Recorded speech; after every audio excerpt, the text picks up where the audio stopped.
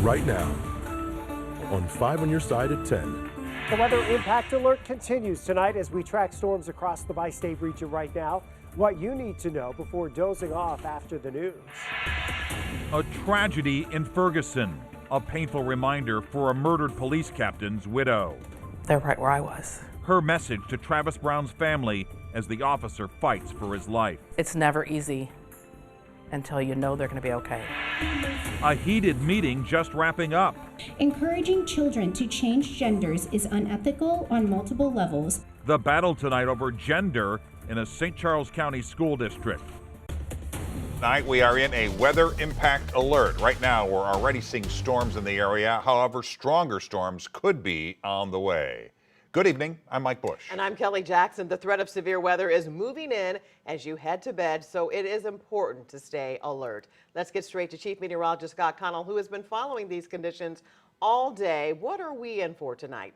Well, Kelly, right now the storms have moved into the St. Louis metro area and they're a little ahead of schedule. And the storms we were thinking north and west of St. Louis towards Kansas City, we were thinking earlier that would be what we would see after midnight. Those are less of a concern. So what we have out there right now, a lot of lightning, a lot of noise with that thunder, some downpours, and some gusty winds to 45 miles per hour or so, but nothing severe in the last few hours around St. Louis. This, though, a drenching storm that rolled through Belleville and now is heading eastbound out along Highway 15 as it works into Washington County. Some more development starting to bubble up here across Jefferson County and up along the Merrimack River into southwestern St. Louis County. This is now pushing over Six Flags. That's going to slide towards 141 into Valley Park, probably clip the Baldwin area and into Manchester as well. And here you have more thunderstorms that are lining up at this hour. These storms that are back to the west, this is the main area we've been watching over the course of the last hour or so. Still some 40, 45 mile per hour winds, a tremendous amount of lightning there around St. Clair, and another clusters here going just to the northwest of Union with some heavier rainfall. That entire area will slide into the metro in the next hour or so.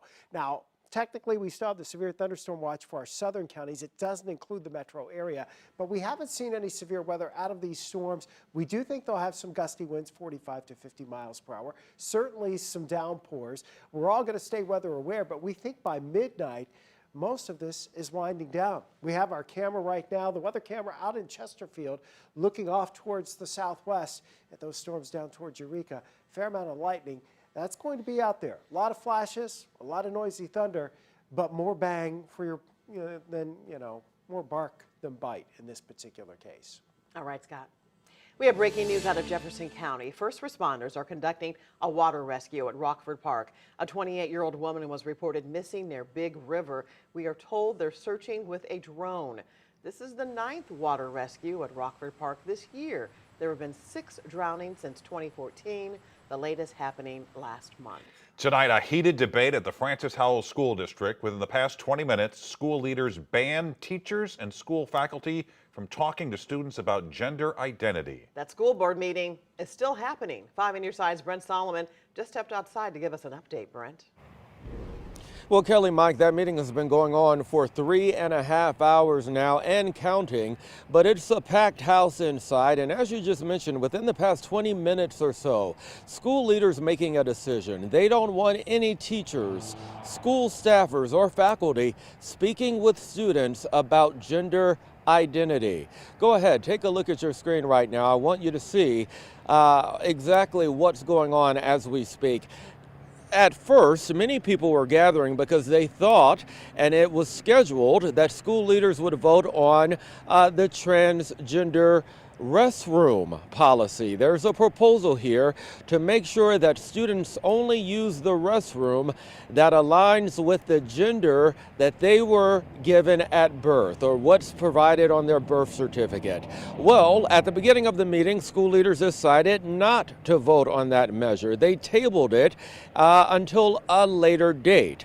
But what they did decide is that they do not want school faculty speaking with students about gender identity. And of course, as you can imagine, folks on both sides are weighing in. Recently, I read an email posted online from a Francis Howell preschool teacher that admitted she was discussing sexual preferences with a 4-year-old. How in the world does this make sense? This should not be allowed in our schools. Any kid can go to a teacher, a counselor, or a trusted staff member and have a conversation about anything else that might be troubling them, except this. This is the only issue. If you have a family that is not supportive of their gender fluid child, we could make matters worse. I can also tell you this, 5 school board members voted in favor of that ban, 2 voted against it. No word yet when the bathroom policy will get a vote. When it comes to that issue, those in favor of that ban say it's about protecting students and keeping students safe and for privacy reasons. But those on the other side say it feels like an attack on them. We'll continue to follow this issue for you, but for now, we're live outside of the Francis Howell Administration Building. Brent Solomon, 5 on your side. Mayor Tashara Jones is asking employers to help working parents before the first day of school. Jones posted a video on Twitter calling for understanding as parents adjust to recent changes at SLPS. The district is using a new transportation plan this year, putting some students on Metrolink and Metro buses. However, questions about start times, routes, and aftercare are still unanswered. These are trying times for St. Louis families, but if we all work together, we can get this school year off to a great start and help our babies get what they need to set them up for success. More than 1,000 high school students will use public transportation this year. Classes start on Monday. It's been nearly a week since Ferguson police officer Travis Brown was critically injured after a protest turned violent. And the community continues to come together for Officer Brown and his family. 5 on your side's Laura Barcheski is here with more on these efforts. Mike and Kelly, I talked with Ann Dorn this afternoon. She lost her husband, a retired police captain, during protests around George Floyd's death. And ever since then, she's made it her mission to help officers in need during hard times like this. Ann Dorn was a St. Louis police sergeant at the time. Her husband, Dave, was a retired St. Louis police captain and Moline Acres chief. She saw the unrest in Ferguson in 2014. And when it happened again in St. Louis in 2020, she received a knock on the door from the chief of police. In June of 2020, those summer riots when the George Floyd protests broke out and they came to St. Louis, the night of June 2nd, he responded to help a friend who owned a pawn shop whose alarm went off, and Dave always responded to the alarms. And he was confronted by protesters and murdered. 4 years after her husband's death, protests turned violent again on the anniversary of Michael Brown's death. Ferguson police officer TJ Brown was pushed to the ground and critically injured. It was just very uncalled for, and that hurt me more than anything because now the community is going to suffer. Ferguson Police Chief Troy Doyle says he's been to the hospital to visit TJ every day. You know, Travis has been in an unconscious state, so obviously he cannot communicate, but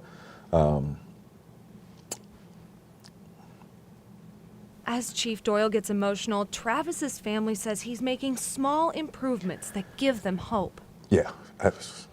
Dorn says they're all one big family and she wants them to know she's there for them. And I mainly reached out to the officers for their mental health as well because a couple of the officers in Ferguson have worked for me in the past, and I was checking on them to make sure they had what they needed and to make sure that they were focusing on their health as well. What do we need to do now? Because obviously this, can't continue to happen. They need to be prosecuted, just like the man who killed my husband. The law needs to be upheld, and there shouldn't be exceptions made. Doyle says he hopes TJ can soon hear these words. Man, we love you. We love you. Want you back here. We miss you. The North County Precinct has been busy putting care packages filled with goodies for Brown's children. If you'd like to contribute, you can drop the items off at the Ferguson Police Department. And a fellow law enforcement officer injured in the line of duty is offering his support to Officer Brown. Kewan Guyton, a St. Clair County Sheriff's deputy, also owns Mr. Barbecue in Columbia and Waterloo. On Monday, the restaurants will donate $10 for every fried chicken meal sold. The money will go towards Officer Brown's medical bills. It could be miles away. It could be a state away. We're always praying for each other. We're there for each other. We have their six, as we call it. We have their back. The fundraiser will take place Monday from 11 to 8, and a GoFundMe page has already raised more than $3,000. If you would like to donate, we have a link in the As Seen on TV section on KSDK.com. Tonight, a standing room only crowd packed the city council meeting in Arnold. For the first time, homeowners spoke publicly about the controversial proposed Arnold Parkway project. 5 on your side's Robert Townsend is just back from that fiery meeting, and he joins us now from the newsroom. Robert. Mike, homeowners each had 3 minutes to weigh in on the multi-million-dollar new road project, and everyone I heard told council members the plan is a move in the wrong direction. They showed up early and packed the parking lot at Arnold City Hall. Once inside, you can see about 200 people lined the walls and filled every seat at the city council meeting. I believe that all of the citizens should be outraged, and it looks like they are. Citizen after citizen. You told me that the project was going through and you were going to push eminent domain. Fired off about the Arnold Retail Corridor Transportation Development District's plan to build a 2-mile, 2-lane road that would connect Highway 141 and Richardson Road. Alan Luffy has lived in Arnold for more than 20 years. We didn't have a chance to vote on it. I think it's underhanded. It's useless. City officials say the $75 million project would connect the city's northern and southern commercial districts. They say acquiring a large section of the popular Water Tower Place shopping center and 38 homes is needed to achieve the plan. But fuming neighbors say they do not want to give up their homes and businesses. At one point during the meeting, there was this heated exchange between Mayor Ron Counts and this neighbor. I'm not under a gag order. Exactly what it is. I don't know what it is. What kind of show you're trying to put? Politicians do not tell the truth. Monday, the owners of the shopping center filed a lawsuit to stop the project, saying the city acted in secret for the past 3 years to develop the plan. Sarah Lurkins and her group, Citizens Against the Construction of Arnold Parkway, circulated a petition to recall the mayor and other council members. Nothing will be good for the city of Arnold if you're talking about building a road that's dangerous, forcing people out of their homes, and forcing businesses out of the plaza.